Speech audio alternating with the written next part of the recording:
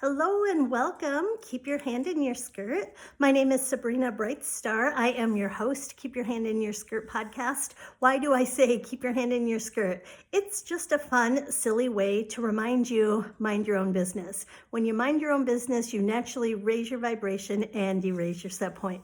Today's topic is the new earth. What can we do to pull in the new earth? How can we support, be of assistance, be a contribution to the collective and bring in the new earth, the new earth timeline? So I wanted to share with you some things that landed in my field in 2011 that now make perfect sense with calling in the new earth.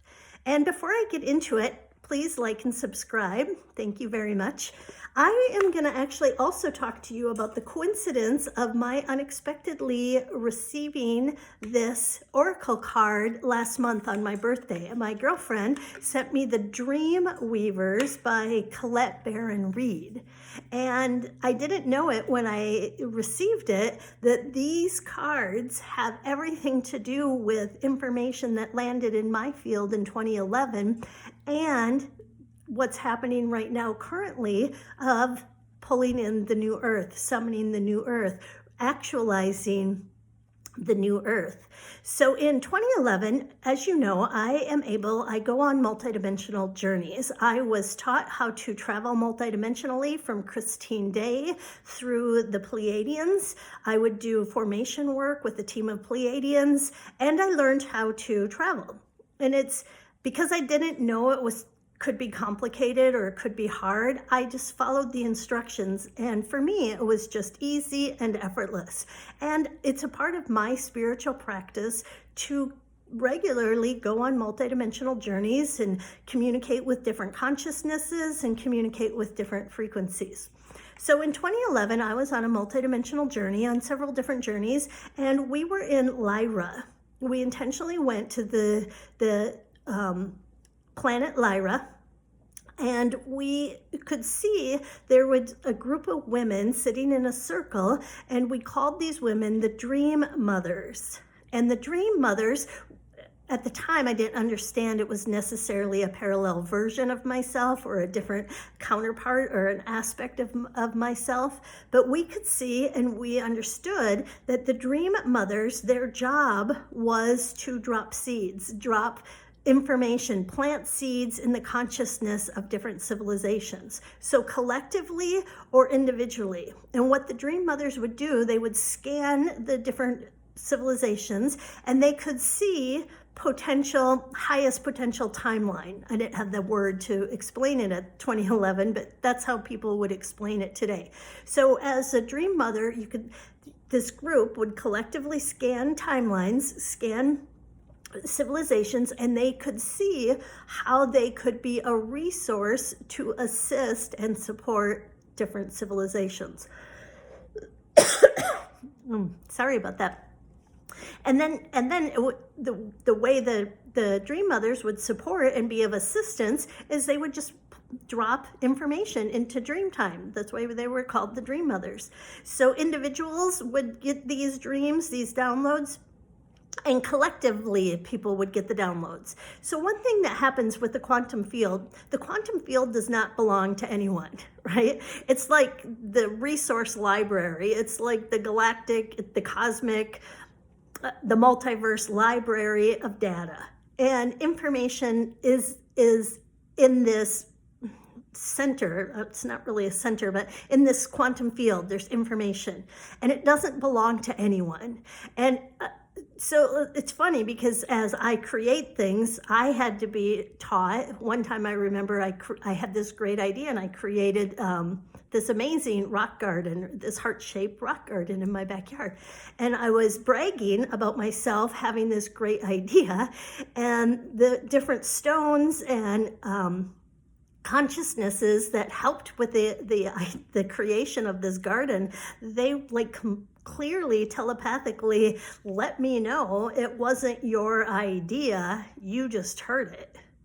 Ooh, I got schooled, which I like getting schooled. I like it when information shows me we're a we.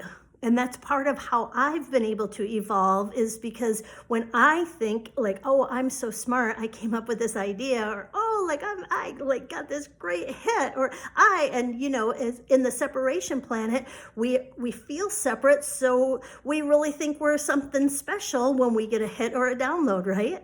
But the collective consciousness was showing me, you didn't create the idea, we created the idea, and you just happened to hear it.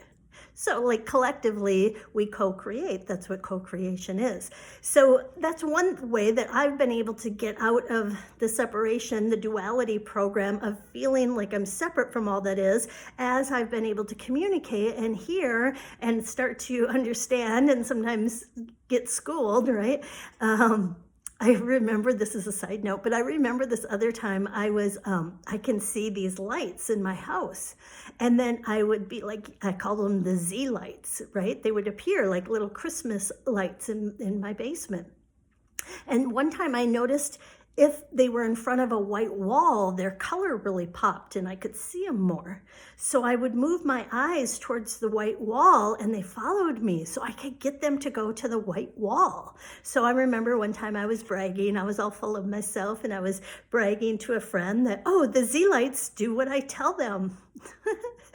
And then again, telepathically, I hear, we're not doing what you're telling us. We're choosing to co-create with you, so you like you can start to understand what co-creation is, and you can start to understand that this is a collaborative experiment, or not experiment, kind of. It's a collaborative experience to help you start to understand consciousness and how all that is works. So I've had several different experiences. So in 2011, we would get these information of the dream mothers. They would drop information into the field, right? So my point of all of this was, if you feel special, that you had this great idea, that's, nothing wrong with feeling special.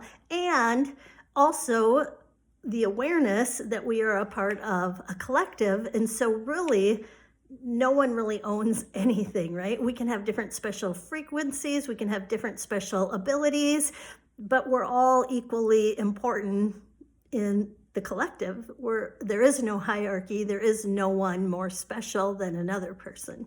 So I get these Dreamweaver cards from my friend last month in November for my birthday. So I start reading. She's got this amazing channeled book, basically, and she's explaining, I guess she's made 7 or 8 oracle decks, and she was explaining they usually take about 9 months to birth, and she was talking symbolically, it's like birthing a human, right? They become her babies, they become like something like so dear to her.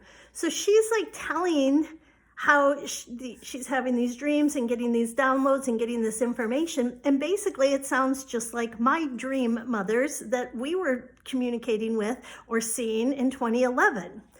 And then she calls it the dream weavers.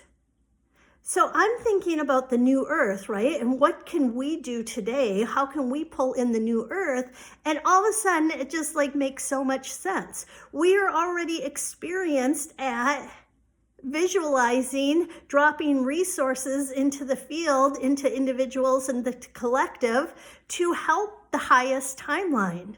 So we are, in a way, we are the dream weavers, but maybe even better than a dream weaver, which means the same thing. We are reality weavers. We are the reality show, right? Like we can be the greatest reality show ever told that calls in, anchors in the new earth frequency.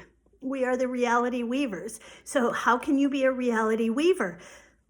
Daydream, visualize, imagine highest possible outcomes. Imagine a frequency that's even better than you had considered. Go drop into your heart. Go into that pure love space. Go into, set the intention that today it is your dominant intention to be intentional, to live from pure love, to drop into your heart field, to summon and pull in 5D frequencies. And the more we do it, right, maybe you do it 10% of the day, then pretty soon you'll be doing it 20% of the day, then pretty soon you'll be doing it 50% of the day. And as more and more of us are intentional in summoning, in actualizing, in anchoring in bringing the 5D frequency, the new earth, we are a benefit to ourselves and to the collective.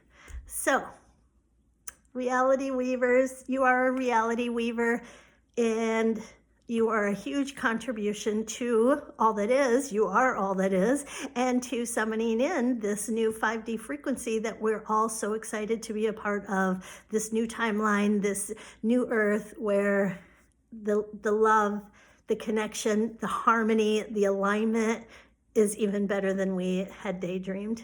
Thanks for listening.